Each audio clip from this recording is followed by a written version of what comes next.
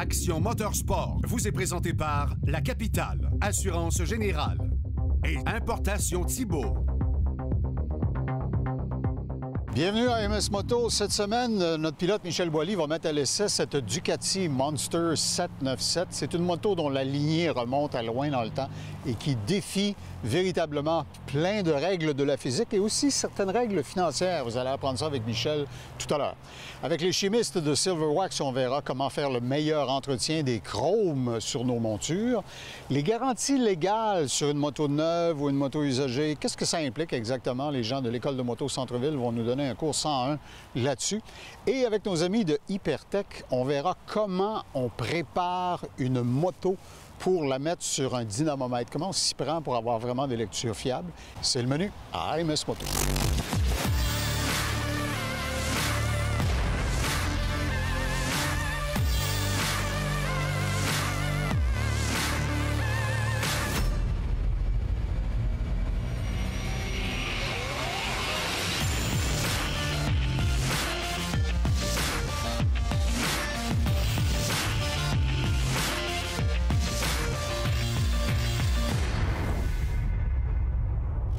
Vous savez, les gens qui travaillent dans le domaine des communications, on nous reproche souvent d'avoir l'hyperbole facile, c'est d'en mettre puis d'en rajouter. Chez Ducati, on explore aujourd'hui en salle de montre 2 véhicules avec Richard Villeneuve chez Motovanier.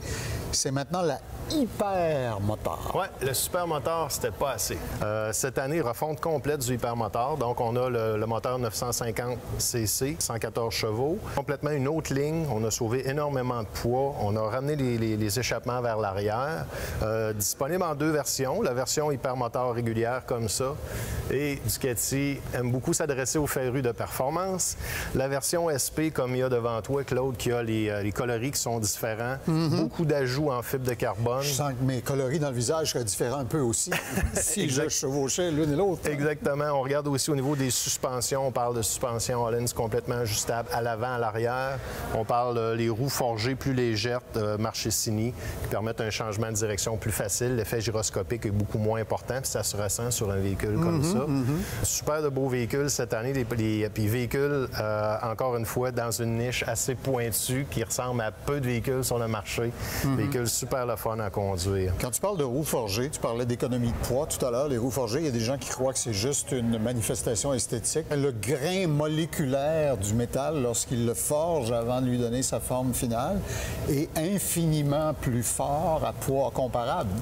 Donc, c'est pas seulement pour l'esthétique qu'ils ont fait ça. Oui, puis un poids non suspendu va paraître encore plus. Fait qu'au niveau du comportement d'une moto, définitivement notable. Est-ce que là, on les voit en version pas mal naked. Est-ce qu'il y a quand même chez Ducati un peu d'accessoires, si on veut rajouter, sans doute? Hein? Ce véhicule-là, c'est vraiment plus... Pas tant que ça, pas cette gamme de véhicules-là. On est vraiment plus...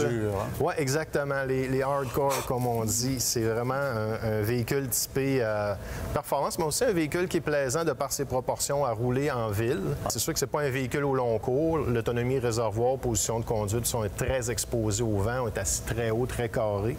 Mais beaucoup de plaisir sur ce véhicule-là. Mais vous êtes dans le club des hypermoteurs. On est dans le club des hypermoteurs. Exactement. Je ne peux pas explorer le plancher de montre de Ducati avec toi sans que tu nous glisses quelques mots sur la Scrambler, là, qui demeure un modèle phare aussi. Oui, Scrambler qui est le modèle, si on veut, qui amène de nouveau une nouvelle clientèle chez Ducati. Le Scrambler 800 cette année est resté sensiblement pareil de façon visuelle, mais si on regarde beaucoup de petites améliorations, exemple, les clignotants sont au LED, la signature lumineuse à l'avant a également changé. On regarde, pour ce qui est de l'embrayage, on est actionné maintenant de façon hydraulique au lieu d'être actionné par un câble. Si on regarde au niveau du tableau de bord, maintenant, on a l'indicateur de rapport engagé. On a une jauge à essence qu'on n'avait pas. Bienvenue dans le 21e siècle. Bienvenue dans le 21e siècle. Effectivement que ça manquait. Et quand vous venez faire un tour ici chez Motovanier, une des choses qui m'a toujours frappé, c'est la quantité et la diversité des accessoires. On trouve chez Ducati, la boutique, les vêtements, là, c'est... Parce que, disons-le, là, les gens qui se payent le triple d'une Ducati, ils veulent aussi qu'on le sache un peu. Ça vient souvent avec une belle ligne d'accessoires, puis le catalogue a à peu près la grosseur de bottin téléphonique. Donc, il y a beaucoup d'accessoires à magasiner. Mais quand on lit le catalogue Ducati, c'est pas comme lire le bottin téléphonique, c'est presque de la poésie. Alors, venez vérifier ça chez Motovanier. Merci, Richard. Merci à toi.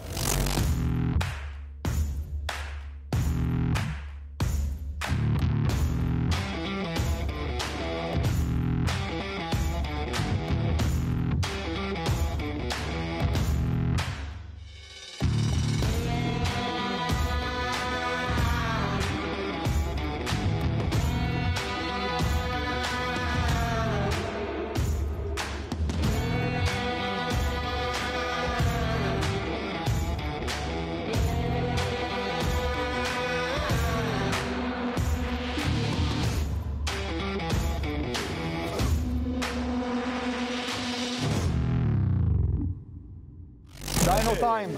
Le dyno. Yes. Yes. Ouais, Stéphane, l'année passée, on a fait un reportage sur le dyno. On a fait on a regardé les paramètres, etc. Et je me suis toujours posé la question, comment tu prépares le bike pour ça? Fait qu'on va démontrer comment on commence un dyno, installer nos sondes, vérifier nos paramètres. Ça me prend une lecture air-essence. Okay. Moi, j'aime bien la méthode avec... on a un vacuum pompe sur notre système.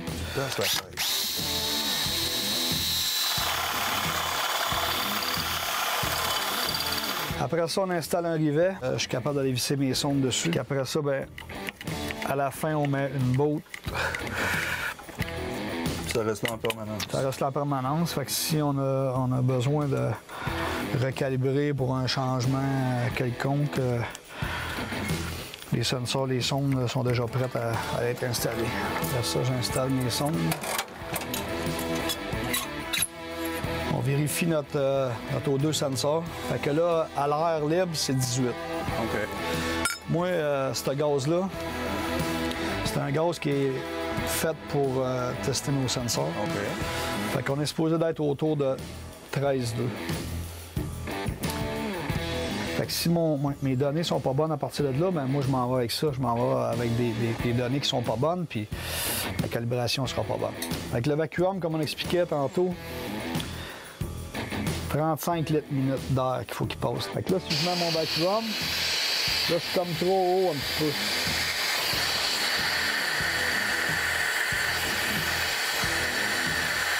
Avec ça, mon débit d'air, il est parfait. Ça, c'est le câble pour avoir une lecture d'APM. Cette lecture-là, elle vient se prendre sur un des câbles à bouger.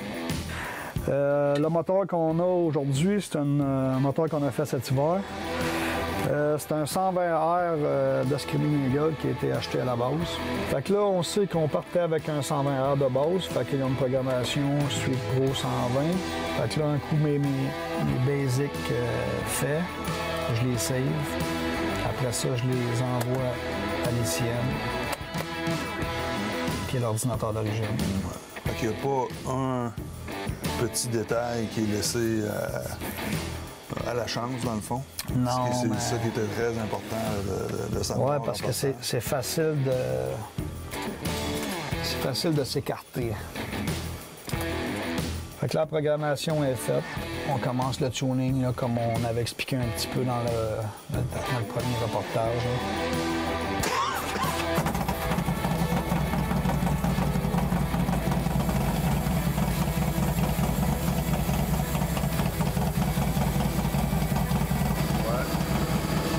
Ça a l'air malin.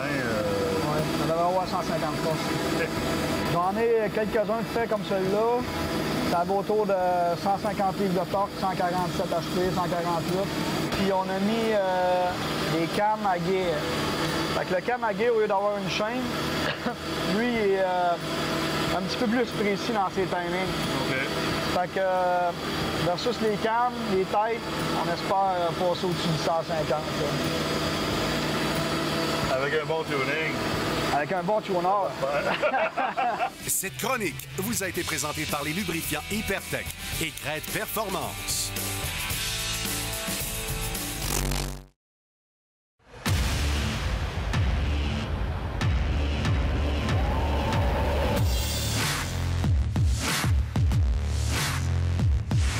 Si vous parlez à un maître encanteur dans les grands encants comme RM, Sotheby's ou Barrett-Jackson, il va vous dire que la rareté crée la valeur. Et Michel, aujourd'hui, c'est la Ducati Monster 797. Tu m'as déjà expliqué que c'est une moto qui est extrêmement populaire, qui est véritablement une icône.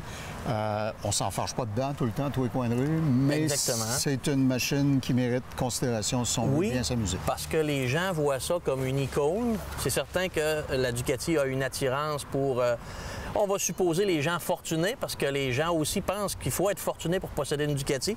La 797, qui est l'entrée de gamme de la famille Monster, est pas mal l'entrée de gamme de la famille Ducati at large.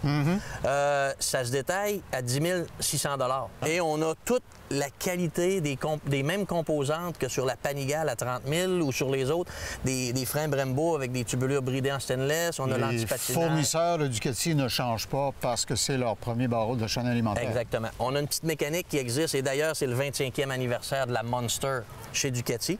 Donc, on a la 797, on a la 821, la 1200S et 1200R et la 1200 25e anniversaire. Donc, on a un vaste choix, autant en couleur qu'en livrée, pour tous les budgets et pour tous les goûts. Si tu veux que ça fasse honneur au nom Ducati Monster, même si c'est ton entrée de gamme, il faut que tu aies un certain nombre de caractéristiques, disons, qui ne manquent pas. Là. Exactement. On a la sonorité, on a dans cette version-là le petit moteur qui est refroidi à l'air, qui est simple, facile Ah oui, d'entretien. c'est refroidi à l'air? Oui, Ah. on a un petit refroidisseur, un petit radiateur à l'huile. OK. C'est une mécanique qui est simple, qui est super fiable. Moi, pour en avoir eu un moteur comme ça, que j'ai fait 80 000 km avec et j'ai pas toujours été doux, sans aucun pépin.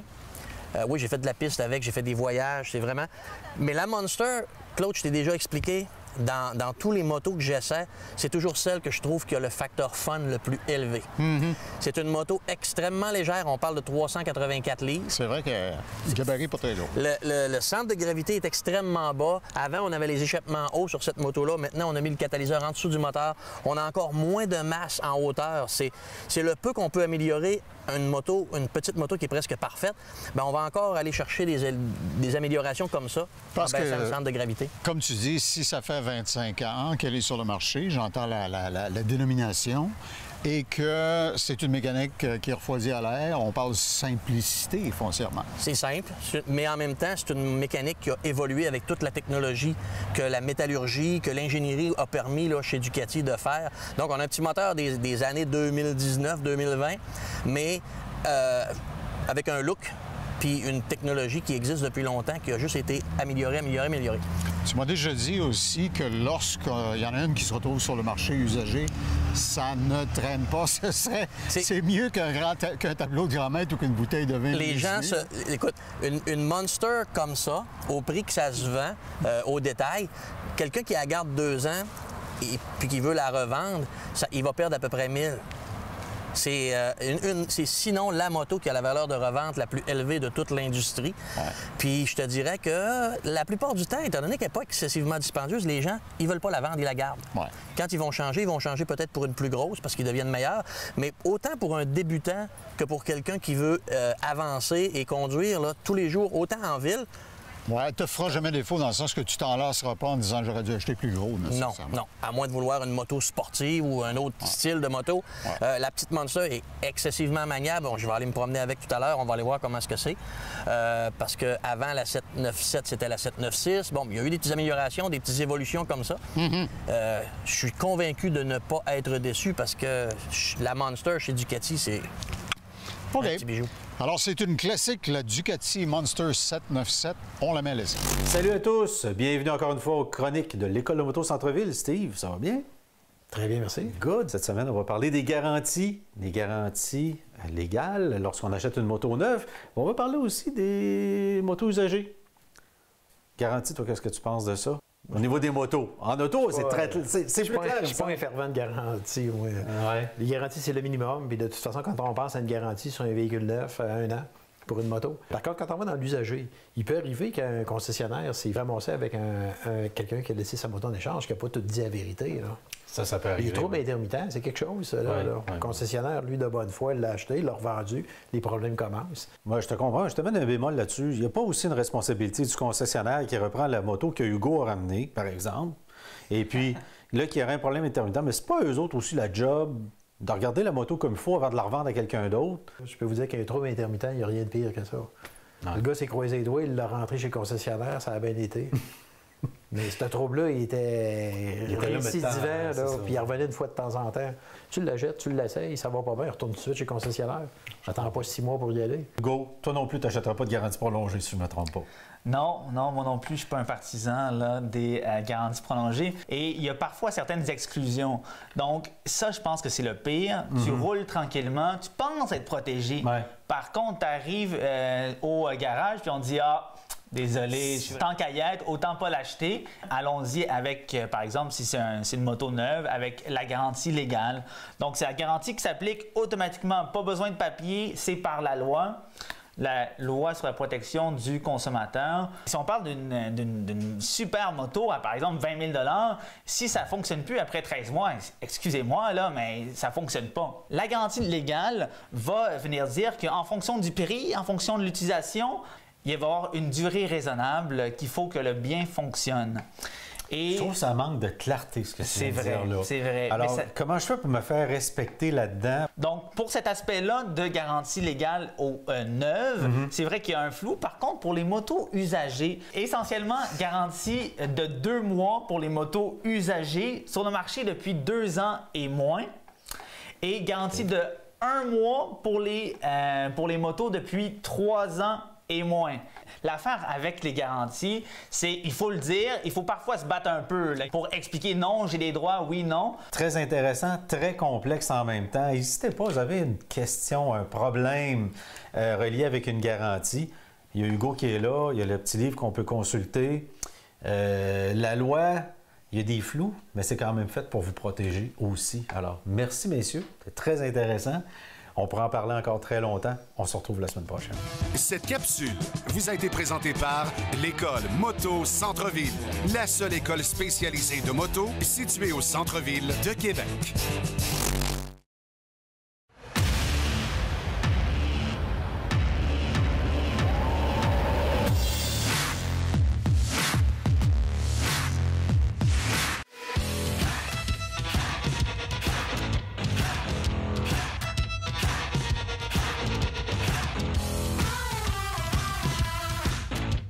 Michel vient de mettre à l'essai la Ducati Monster 797. Il nous expliquait que c'est l'entrée de gamme, mais que ça a toute la fougue et toute la qualité inhérente à Ducati. Alors, à l'essai, qu'est-ce qu'on apprend? Ma définition que je donne de la Monster quand j'en parle aux gens, et ça les fait rire, je leur dis, c'est une moto qui donne mal aux joues.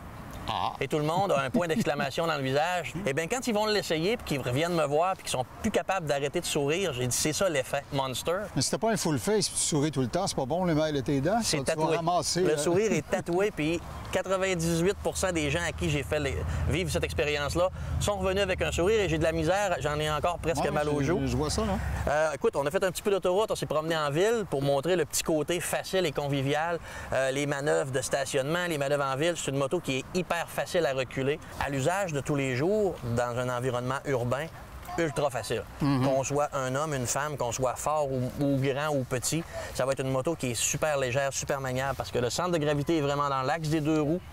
On a un petit moteur qui est fougueux pour une 800. On va dire une 800, c'est une 797, là, qui a un bon couple. Mais la moto est tellement légère, tellement le fun.